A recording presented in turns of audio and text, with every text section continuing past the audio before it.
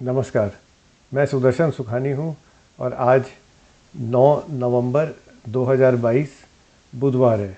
कल मंगलवार को अवकाश था, छुट्टी थी गुरु नानक जयंती पर और आज हम बाज़ारों में फिर से प्रवेश करेंगे, जबकि अमरीकी बाज़ार 2 दिन खुल चुके हैं जबकि हम 1 दिन बंद थे। ये बात मैं इसलिए कह रहा हूँ क्योंकि अमरीकी बाज़ार खुशहाल थे, जिसका मतलब ये हुआ कि आज बहुत बड़ा गैप शायद हो सकता है निफ्टी में। अंदेशा अभी तक तो यही है। गैप खुलने के बाद क्या हम इसमें प्रवेश कर सकते हैं, पहला प्रश्न तो ये है। और दूसरा ये है कि अब रुख क्या बनता है। रुख के लिए ये चार्ट है, जितना हम रुख को है ना, ट्रेंड को सरल रखें उतना अच्छा होता है। ये लाइन जब डायरेक्शन इसका ऊपर है, ये एक ज़ीरो लैग मूविंग एवरेज है। जब डायरेक्शन ऊपर है तो ट्रेंड ऊपर की तरफ है, जब डायरेक्शन नीचे है तो ट्रेंड नीचे की तरफ है। जब डायरेक्शन में बदलाव आता है तो उस बदलाव में समय लगता है, उस समय हम बाज़ार से पीछे हो जाते हैं। उसका कोई उपाय भी नहीं है, हम बाज़ार के साथ इतना साथ चल भी नहीं सकते। कुल मिलाकर हमारा और पर्पज़ होता है बाज़ार से कुछ निकालना, एक एक पॉइंट बाज़ार के साथ मैच करना पर्पज़ नहीं है। तो हम अभी भी तेज़ी में हैं। ये बात दो तरह से समझ में आती है। एक तो मूविंग एवरेज, ये जो हमारा ज़ीरो लैग है, ये ऊपर बढ़ता जा रहा है। और दूसरा न्यू हाइज़ बने हैं। न्यू हाइज़ जो अभी अप ट्रेंड चल रहा है उसके न्यू हाइज़ बने हैं। और वो न्यू हाइज़ की बात नहीं है, आप ये समझ लीजिए कि हम 18,255 पर हैं और 18,600 का लाइफ टाइम हाई है। तो हम बहुत दूर नहीं है उस लाइफ टाइम हाई से। अब चूंकि गैप अप होगा तो हम ये मान के चल रहे हैं कि 18,255 से ऊपर ही बाज़ार खुलेगा। फिर क्या करना है?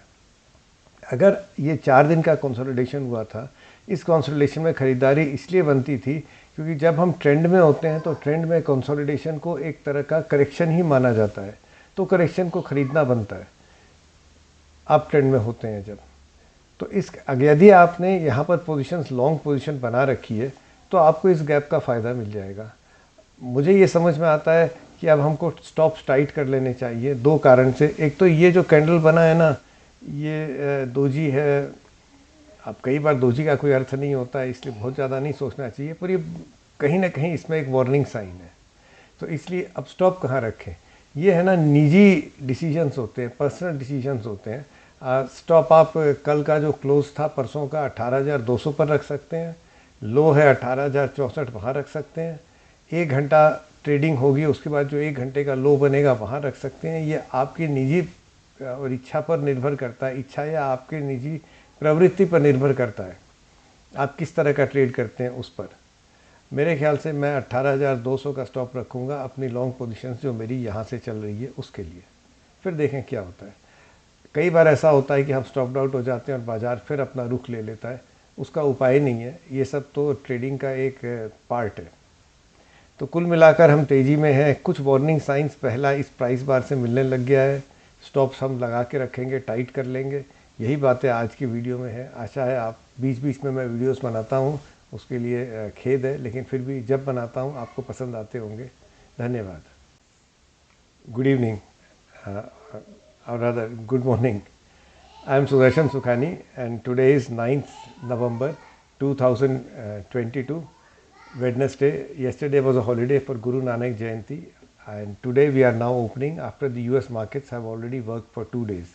I say this primarily to point out that we are going to get a gap up, mainly because 2 US market days have gone by. So the gap up will reflect the price action of 2 American market days. It's going to be a pretty decent gap up. Now how do we trade from here? In this chart I have put a zero lag moving average. I refer to it whenever I talk about a chart. The zero lag moving average tells me the trend. So when it is rising, the trend is up. When it is falling, the trend is down. Also when the trend is changing, as you can see here, the zero lag does not catch it immediately, and so we either lose out or we have to wait for higher levels. That's the way trend indicators work, and I'm fine with it. Let's look at this price action. This was a doji. This is the first warning perhaps that the market may be tiring of this up move. The current up move, it doesn't mean it's tiring of the up move, only the current leg of the up move.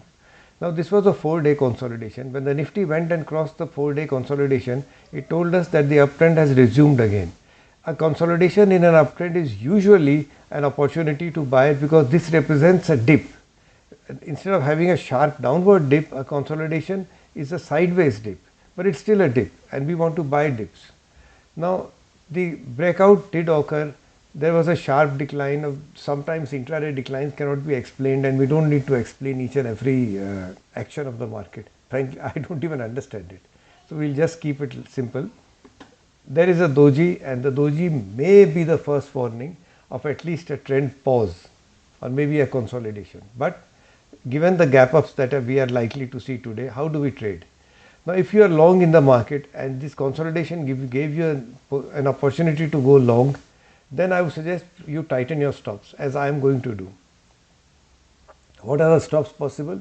We can put a stop at 18,202, which is the previous day's close, at 18,064, which is the previous day's low, or we can tighten it even further, and after the first hour of trading we can put a stop just below the first low of the first hour. So placing a stop loss is a personal decision. It's not something like a formula or a button that you press a button and everybody gets the same stop loss and everybody places the same stop loss. It's not like that. You have to decide your patience, your desire to take profits, or your own perception of what the market will do. But a stop should be tightened. That's a general principle which I think we can all understand. Well, we'll see again. I'm sorry I sometimes miss out on these videos. As I said that I'm out, not in the country, so sometimes that happens. I'm visiting my son. I hope you enjoy these videos whenever I do make them. Thank you for watching. Jai Hind.